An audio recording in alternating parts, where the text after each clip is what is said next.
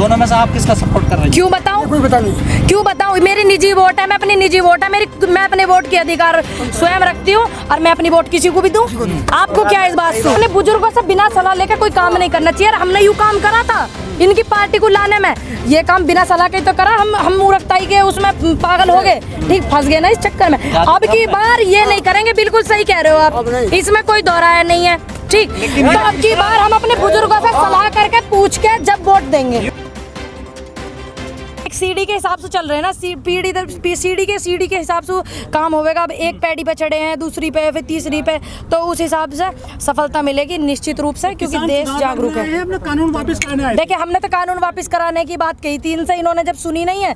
अब वोट भी तो हम ही देंगे, हमारे अपने लोग तो देंगे, तो अब क्या करें? मजबूरी हो गई ना, चुनाव इनके विरोध में कराना मजबूरी हो गई, क्या करेंगे? किसान चुनाव तो लड़ता नहीं है। नहीं, हमने क्यों नहीं लड़ता? आप कैसे कह रहे हो किसान चुनाव नहीं लड़ता?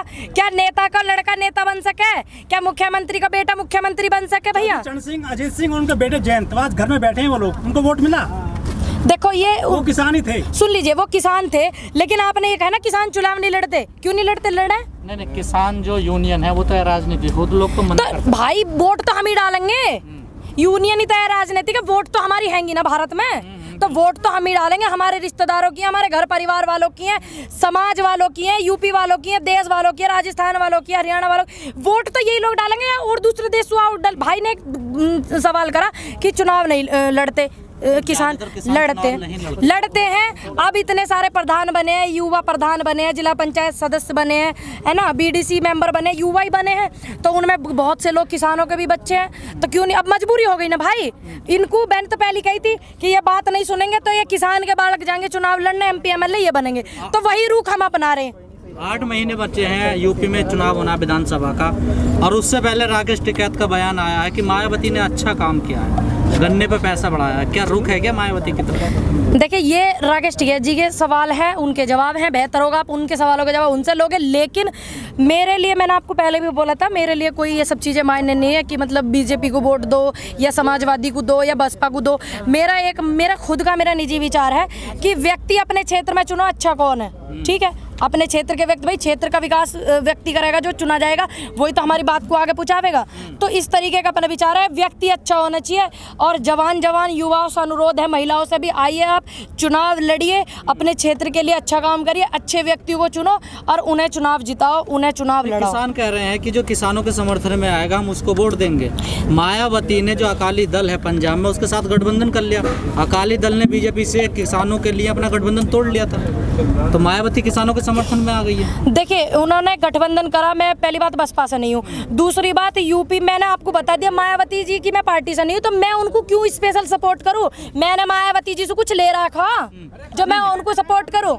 कर भी देख रहे हैं बाबा, नमस्ते, कर भी देख रहे हैं। ज्यादातर किसान कह रहे हैं कि बहन जी ने किसानों के लिए, चलिए बढ़िया बात है, उन्होंने काम अच्छा करा था, ठीक है, हमें भी पता कि उन्होंने क्या काम करा। कोई हम भी बालक नाथ एक आध क्लास स्कूल भी गए, हमें भी पता उन्होंने क्या काम करा क्या नहीं करा। तो अब एक इस चीज का कोई मैंने अभी कुछ ले रखा उनसे जो आपको बताऊं? 8 महीने बाद चुनाव है सब, हाँ, चुनाव पे टिकी हुई है, अच्छे व्यक्ति चुनेंगे, अच्छे लोग बैठाएंगे, ठीक। किसान आंदोलन में ये चीज भी देखो ना, कितनी बार समाजवादी के लोगों ने मदद करी, कितनी बार आम आदमी के लोगों ने करी, कितनी बार बसपा पार्टी की जो सुप्रीमो है उन्होंने करी मदद, कितनी बार वोटरों के रुख करे, वो भी देखेंगे ना भाई, वो भी तो देखेंगे। तो राजनीतिक जो लोग हैं उनका तो आना अलाउ नहीं है ना, यहाँ पर तो मंच पे नहीं चढ़ सकते। मंच पे ही तो ना चढ़ सकते भाई, वैसे तो हालचाल पूछ सके। ये बुजुर्गों के पैरन में सूजन कितनी आ रही है, कितने लोग परेशान हैं, कितनी दिक्कत है, ये तो देख सके, मंच पे ही तो ना चढ़ सके, ये बताओ। पर वो लोग आएंगे तो राजनीतिक हो जाएगा ना फिर आंदोलन।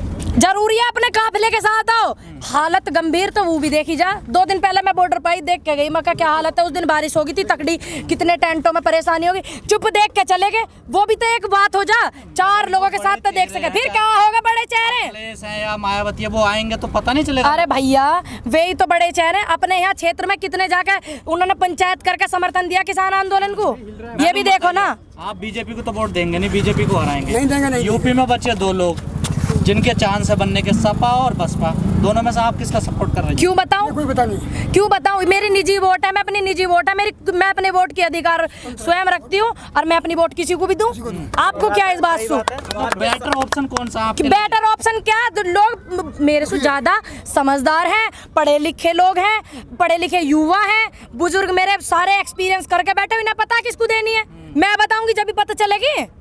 ऐसी बात करते हो आप। आपको बहुत लोग फॉलो करते हैं। अच्छी बात है, फॉलो करते हैं, मेरा सम्मान करते हैं, मैं उनका दिल से धन्यवाद करती हूँ। लेकिन मैं भी अपने बुजुर्गों को फॉलो करूंगी, मैं भी अपने बड़े लोगों को फॉलो करूंगी जिनको ज्यादा एक्सपीरियंस है इस देश का, इस देश की राजनीति का, मैं उन्हें फॉलो करूंगी। वो तो कह रहे हैं ना कि बहन जी ने अच्छा काम किया। ऐसे व्यक्ति को चुनेंगे जो सभी लोगों को साथ रखेंगे, इकट्ठा रहेंगे, जिनके अंदर धर्मवाद नहीं हो, जातवाद नहीं हो, ऐसे लोगों को चुनेंगे। जब आपने ठीक है। बीजेपी चुनी थी जब भी तो यही था, जब भी तो ये किसानों की बात अब हमें थोड़ी पता ही भैया, अब सु पहले बीजेपी सरकार के उसमें टाइम में तो मैं बहुत छोटी थी, इन्होंने पहले क्या करा, लेकिन हमारे बुजुर्गों ने बहुत मना करा, हमने अपनी मर्जी से युवाओं ने इन्हें चुना, ठीक है, इन्हें वोट दिया, हमने इनकी नहीं मानी। बाबा जी कह के गए थे, चौधरी चरण सिंह जी भी कह के गए थे कि इन्हें मत चुनना। इंदिरा गांधी जी जो है वो भी ये बात कह के गई थी, जिस दिन इनकी वो लागू हो जाएगी देश के लोगों को बिल्कुल परेशानी दिक्कत आ जाएगी, लोगों को वही हुआ। लेकिन हम जैसे युवा ने इनकी बात नहीं मानी। अब हमारी इतनी उम्र है, उससे पहले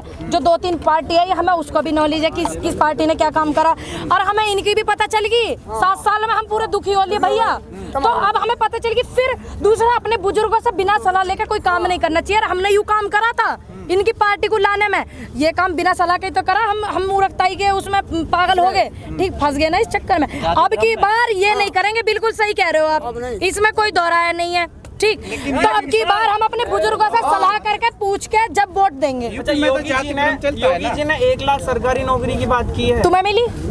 अब मिल जाएगी दिसंबर को। अच्छा, तो क्या साल हो गए योगी जी को? अभी 4 साल पूरे हो गए, होगी 4.5 साल के समथिंग, 4-4.5 साल मिली तुम्हें? मुझे भी ना मिली। और सुनिए, क्या हमारे देश में युवा शिक्षित नहीं है? ये तो आने वाली नस्ल को अशिक्षित बनाना चाह रहे हैं, और मेरे देश में इतने युवा शिक्षित है, इस माइक को ले जाकर देखना कितने पढ़े लिखे लोग होंगे, और जो जिन्हें क्रिकेट का बी भी ना पता, सी भी ना पता, वो BCCI के चेयरमैन बन सकते हैं। और तुम्हारे जैसे युवा रोड पे ऐसी चप्पल घिस सकते हैं। ले जाके देखिए सारे तामझाम सिस्टम है देश में, कितनी बेरोजगारी फैल रही है, ठीक। दी नौकरी यूपी की देख लो, मुख्यमंत्री यूपी के आदित्यनाथ जी हैं, आप यूपी में ही देख लो ले जाकर। एक काम करियो, मैं 1 दिन का टाइम, अपने आसपास के 36-37 गांव है मेरे, और 1 दिन का टाइम उन गांवों में लगाएंगे, 1-2 दिन का, फिर पूरे जिले में लगाएंगे, फिर यूपी में आपके साथ घूमेंगे और बताएंगे कितने लोग शिक्षित हैं, नौकरी पाने योग्य हैं। मैं ये पूछना चाहती हूँ, गृह मंत्री जी के बेटे जो BCCI के चेयरमैन बनाए थे, 1 लाख का सच हुई? मैं तो ये पूछ रही हूँ आपसे, आप बताओ ना, सच हुआ? वोट का टाइम है ना। हाँ, अब वोट का टाइम है, तो 2 करोड़ सूबे पद 4 करोड़ में तब्दील कर देंगे, जुमलेबाजी में नहीं आना, बस। यूपी में जो राम मंदिर बन रहा है उसमें एक बड़ा घोटाला सामने आया। हाँ, अच्छी बात है, ये सामने लोगों के आ रहे हैं, इनके कर्म भी सामने आएंगे।